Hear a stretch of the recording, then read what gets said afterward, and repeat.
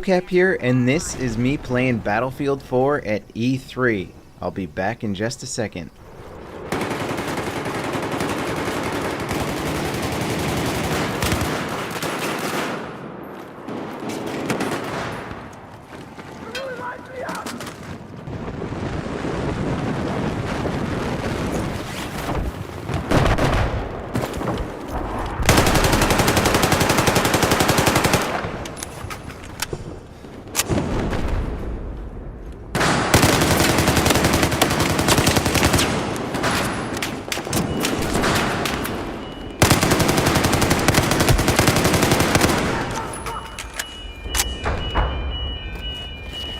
Here's your med kit. Objective Echo.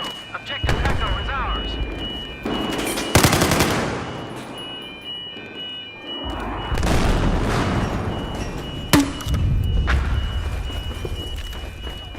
We have neutralized Objective Echo.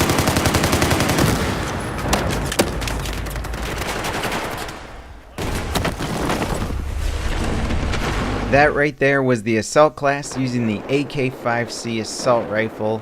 It had a green laser sight on there, a red dot sight. Now check out in front of this tank, you're going to see a incendiary grenade right there. Doesn't that look freaking cool? It's sort of, the difference between an incendiary and a frag is that an incendiary sort of catches on fire there and it lasts a little bit longer. You can actually block off hallways with those. It's pretty cool. If anybody gets near it while it's detonating, it will absolutely kill them. So you have a bunch of different grenade rounds too. You have regular frags, incendiary rounds, and flashbangs. Now I'm going to pop out of the tank here in a second, and I want you to check out the gun that I have. This is the RFB. It stands for Rifle Forward Ejection Bullpup. It's a semi-automatic, basically sniper rifle, and if you notice on the front of the rifle I have a foregrip, but it is an angled foregrip. This is a Magpul designed foregrip, and it allows players to grip the weapon differently. It actually functions differently than a normal foregrip. The traditional vertical foregrip from Battlefield 3 has been changed in its function in that it now allows you to fire more accurately when firing from the hip and while moving. The angled foregrip allows you to reduce some of your initial recoil with the weapon, so they serve different functions. If you want more accuracy, the angled foregrip is going to help you out when you're standing still. If you want to be able to be more accurate while shooting from the hip or on the move, then the vertical foregrip is going to be a little bit more for your style. You'll also notice that I have a green laser sight mounted on this weapon. They also have the red laser sight from Battlefield 3 in here, and from reading the description, it seems like the green laser sight is going to basically make you a little bit less visible from a distance, so it's not going to be quite as easy to spot somebody who's got a laser sight on their gun. However, to blind your enemies with the green laser sight, you're going to have to be a little bit more precise and shine it directly in their eyes. Now with the red laser sight, you're going to be way more visible at a distance, so it's just going to be easier to spot you out if you're running around with it, but it's also going to be easier to blind your enemies by just sort of pointing in their general direction. So you kind of have that trade-off there. The green one allows you to be a little bit more stealthy, but you have to be more precise when blinding your enemies. Both of the laser sight attachments, I believe, make you more accurate when you hip fire, probably to the same degree. Okay, now I want to talk about the new squad perk system. Everybody always complained about squad perks overlapping in Battlefield 3. It required a bit of coordination among squad members to make sure that squad perks weren't overlapping or making sure you had the right ones for the right maps. Basically just an unnecessary amount of coordination for a very simple system. Well, it's been completely overhauled in Battlefield 4, and if you check in the lower left-hand corner, you'll notice that there's 4 squad perks, and the first one is lit up. That one is sprint. The next one down the line is ammo, and I don't have access to that one yet. The way I get access to that is we get squad points, so suppression, assist points for my squad, reviving squad members, giving squad members ammo or health will rank up the entire squad's perks. So if I'm at a level 2, somebody else in my squad is also going to be level 2. I can't be level 3 and somebody else in my squad be level 1. Now, what's cool about this system is that the order in which those perks are displayed is completely up to the individual.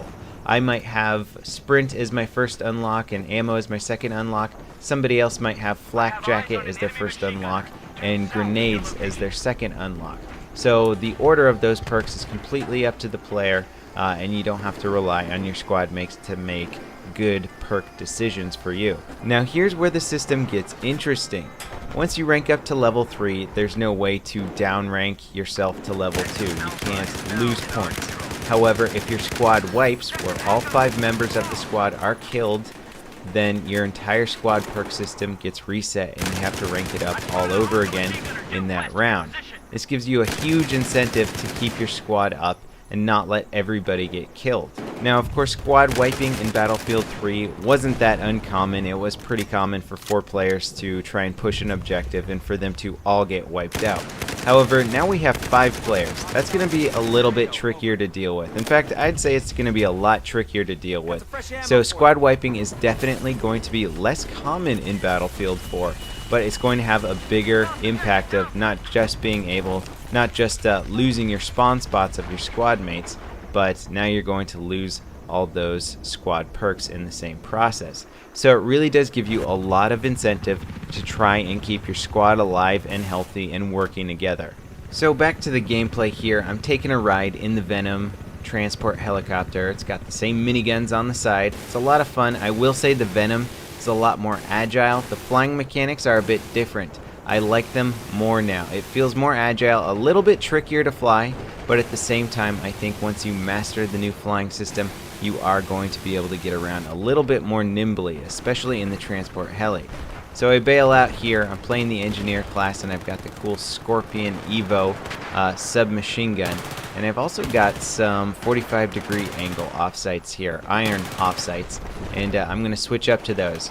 Now, by default, by pressing T allows you to switch up to that. You can hit T while you're aiming down sights to switch them, or you can hit T while the gun is at your side, and next time you zoom in, it will alternate sights.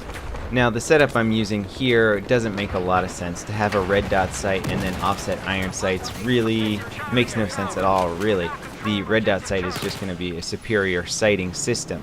However, if you have a really high optic sight, 6x zoom, 8x zoom, even 4x zoom, and then you have the iron sight on the side, it could be very useful for switching between those long range and close quarter situations. And speaking of optics, if you're real quick here, you're going to see when I switch to my pistol, I actually have it equipped with a red dot sight. So you now have several optic options for pistols. I think that's going to be really cool. Pistols have way more customization now. Suppressors, lasers, sights, those are all individual attachments that you can customize at will. Now, I've got a lot more footage from E3 and a lot more information. I don't want to pack it all into one crazy long video, and frankly, you can probably hear it in my voice. I'm a little bit tired right now. I've been sort of talking really loud all day just because of the extremely loud music throughout the convention center. Thanks for watching, guys. Stay tuned. I'm going to have a lot more cool footage and information coming to you in the next few days. I'll see you next time. This is Level Cap, signing off.